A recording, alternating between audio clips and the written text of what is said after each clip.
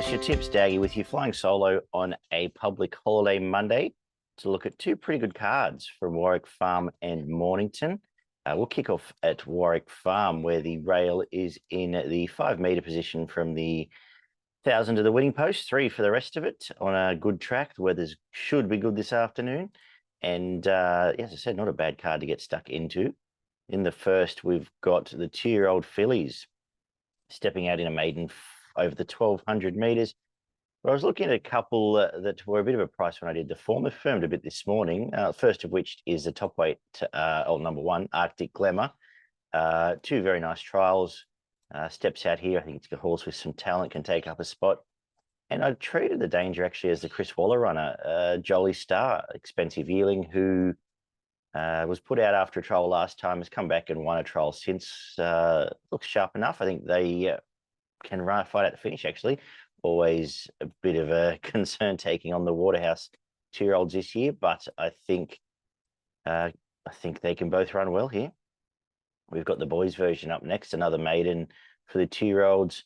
And I was keen on the chances of Need Some Luck on debut when it stepped out for the first time. Stuck outside lead there, comes back here, gets gate 1. Kerrin McEvoy, who is sitting for a good day, so I hope his form from a couple of weeks back does stick around. But it's going to be very hard to beat, as the market now suggests, from Jagjit, who led on a Saturday last time out, comes back to gets a soft lead here, and will be the main danger with what's left here. The third is a 1,300 metre benchmark 64. And I've gone with the Waller running here, Outsider. A very good day for Kerrin, apparently.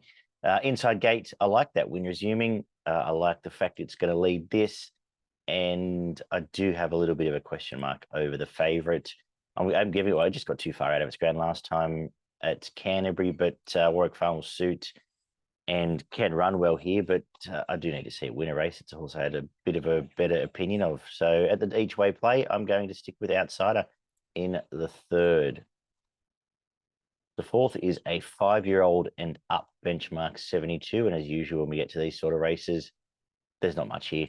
And I think it's the perfect race for Just a Jedi, who comes back from just got too far back again at Canterbury. Sorry, so just wait for my page to refresh. There we go. Too far back at Canterbury. I think this sets up much better. Goes well at the track. I think it's a win and 4 placings from as many starts. Win and 5 placings from 6 starts. It finds a perfect race for it. Outside gate, Jay Collett, all looks good for it. Main danger, Back the Man, who gets the inside gate here, which may not be the perfect spot by the end of the day, but was pretty good behind Queenmaker at Canterbury last time out. So United will roll across and lead next best.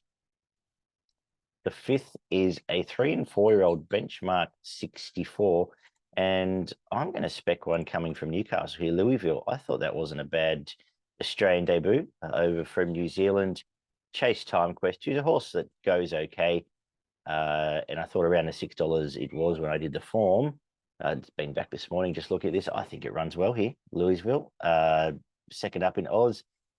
Venetian Blue back from the group racing up in Queensland, where it can get a cozier lead. I think can run a better race. And Gazumped, another lightly raced one. Good resumption. Comes to town for the first time and sort of hits the right race. So I think we can play around those 3 and get a result. The 6th is a benchmark 72 over the mile. And I'm with the favourite here, King of the Castle. I was giving a good chance in that Saturday race where it just got too far out of its ground. Drops back on 10-day backup to this, on 9-day backup. Nash sticks, inside gate, so it should sit closer. And I think it's going to run very well here, very hard to beat from Cream Risers, who nice resumption of some nice trials, does need to do something in town, but just also got a sneaky feeling has some ability. The 7th is a 1,300 metre benchmark 72, where I'm keen on the chances of a couple of horses here. Master Showman sat outside lead on a Saturday last time out, now gets Josh Parr and probably the lead here. Not a great deal of pace underneath it. I think it runs really well here, coming back from on the it's about the 2-week back up there, and powerful peg of 3-year-old filly resuming. Did some nice stuff last preparation in town. 2 good trials, including Splitting Ranges and Gundy Bridge last time out. That looks pretty good for this, and you're getting an each-way price with Dylan Gibbons. Next best for me. Obviously scared of the other 2 in the market, but that's why I'm going to play this. They might just be a little far out of their ground. Salus and Step Aside, 3 back the fence, you know, might not be the place to be. We'll wrap up the day at Warwick Farm with a 1100 metre benchmark 72, and I love the resumption of Waikiki. Both runs back have been good here. First chasing hard at Kenzo, then the win at the track and distance. Nice run, almost a weaker race here. I think runs very well, as the market does suggest. I think it's pretty much my best of the day. So for progretracing.com.au, I'm going to make my best race 8, number 13, Waikiki. My value, race 5, number 4, Louisville. The money started to come for it, so we've missed the price a little bit there, but I think they both give you a great sight. And as suggested, might be a day out for Kerrin McEvoy, so hopefully he can stick to his guns there. We head down south where Mornington's in play, and this is not a bad card for a public holiday Monday. Mornington, we've got a soft track. The rail goes out 4 metres. As usual, probably looking for on-paces and locals. We kick off with an interesting race, the 2-year-olds over the 1,200 metres. And I'm going to stick in market order here. A tricky race, so a lot of these have trialled well, but Devil's Delight had a big breakthrough win at Pakenham. Comes here, should lead and give you a great sight in front. From our Silver Linings, who debuts at home. Trials have been good. I was pushed out, but found line quite well. And Next Best Donegal, another one who has trialled well for the Hayes boys. The second is another maiden, 1,200 metres. Market's in the right order here. I love the last trial of Von Hauck, a horse that had a bit of a spruik coming to some of those maidens the last time in. But that trial at Maui, where it just found the gap, ran away. It looked very impressive. If it repeats that, I think it wins this. From Expose, who leads under Damien Oliver, both its times of the races in its career has been very brave. Only had late, shown a lot of fight. I think runs well here again. Mornington should suit if it can get across, but a good way to play race 2 there. The third is 1,000 metre benchmark 64, and it was a bit of a horror watch for Great Mama last time out. Now drops back to 64 grade. Wiramu Pin does stick after we chatted about him on the Friday preview. Geez, he rode well on Saturday, so more power to him. Good to see him hitting his stride. I think he might almost be one to look for now. So I have done so here. I think if given the right run here, Great Mama should win this. Go back to Saturday grade and probably onto bigger and better things. The fourth is a benchmark 70, 2,025 metres. Tricky little race here. I'm going to go with Warm Smile, though. It does need to get another win. It's now only won a maiden overseas.